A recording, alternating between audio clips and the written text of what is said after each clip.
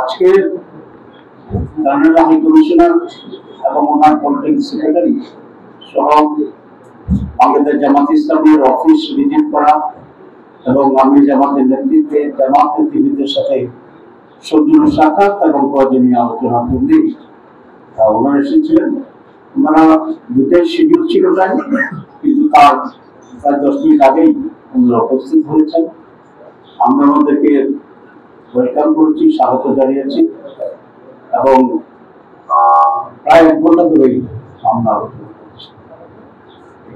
সেখানে কানাডার বিষয়ে তাদের পলিসিতে নিয়ে কিছু কথা হয়েছে, কিন্তু অনেক বেশি কথা হয়েছে বাংলাদেশের ব্যাপারে।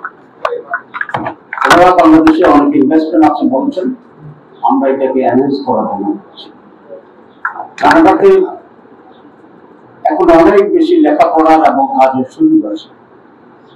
আমরা বাংলাদেশকে অগ্রাধিকার দেওয়ার জন্য আমাদেরকে রিকোয়েস্ট করেছি এবং এই প্রিন্সিপাল ওনারা এটাতে এগ্রি করেছে।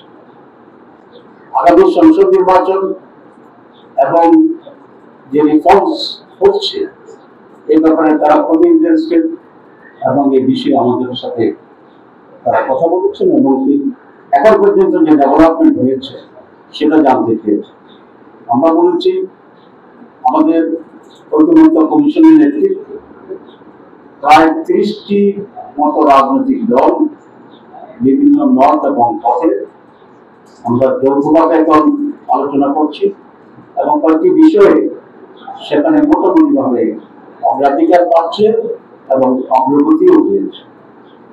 তার ভিতরে আমরা আর্টিকেল 70 কথা বলছি, আমরা স্ট্যান্ডিং কমিটির কথা বলছি, আমরা দ্বিকক্ষ বিশিষ্ট যে পার্লামেন্টের প্রস্তাব আছে সেটাকে আমরা ব্যাখ্যা করেছি, নারী আসনের ব্যাপারে কথা হয়েছে, টোটাল নির্বাচন পদ্ধতির ব্যাপারে জামাত ইসলামী যে পিআর সিস্টেম চায়, রিপ্রেজেন্টেটিভ সিস্টেম, সেটাকে আমরা ব্যাখ্যা করেছি এবং আপার হাউস এবং লোয়ার হাউসের যে নতুন প্রস্তাবনা সেটা কন্ডিশনাল যে সমস্ত অগ্রগতি হচ্ছে সেটাকে আমরা বর্ণনা করেছি।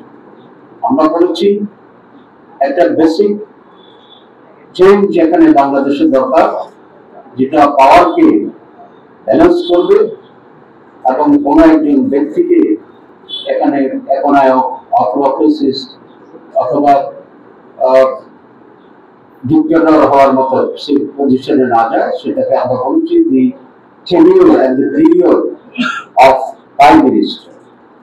এবং সেক্ষেত্রে 10 বছরের যে বিষয়টি আসছে যেখানে প্রায় একটি প্রধান দল ছাড়া উল্লেখযোগ্য সকলেই আমরা একমত হয়েছি। বিএনপিও কাছাকাছি আছে, তবে তারা বলছেন যে তাদের পার্টির সাথে আলোচনা করে এটাকে ভাবব। আমরা এই ডেভেলপমেন্ট ওনার সাথে আমরা আরেকটি কথা বলেছি যে বাংলাদেশে আজকের পরিস্থিতির যে প্রধান কারণ সেটা হচ্ছে ভোটারবিহীন নির্বাচন, জবরদখল। 3টি নির্বাচনই বাংলাদেশের গত 3টি নির্বাচনই ছিল এরকম এবং যার কারণে সংকট এমন ভাবে গঠিত হয়েছে যে একটি সরকার শুধু পরিবর্তনই হয়নি, বিদায় হয়নি, দেশ ত্যাগ করার মতো একটি পর্যায়ে চলে গিয়েছে। আমরা এই ধরনের পরিস্থিতি কোনো রিপিটেশন চাই না, আর আসল বাংলাদেশে চাই না, এটা আমরা স্পষ্ট বলছি। আমরা একটা ফেয়ার, ফ্রি, পার্টিসিপেটরি নির্বাচন চাই, যার মাধ্যমে দেশে একটা স্থিতিশীলতা আসবে এবং একটি সুস্থ রাজনীতি ফিরে আসবে।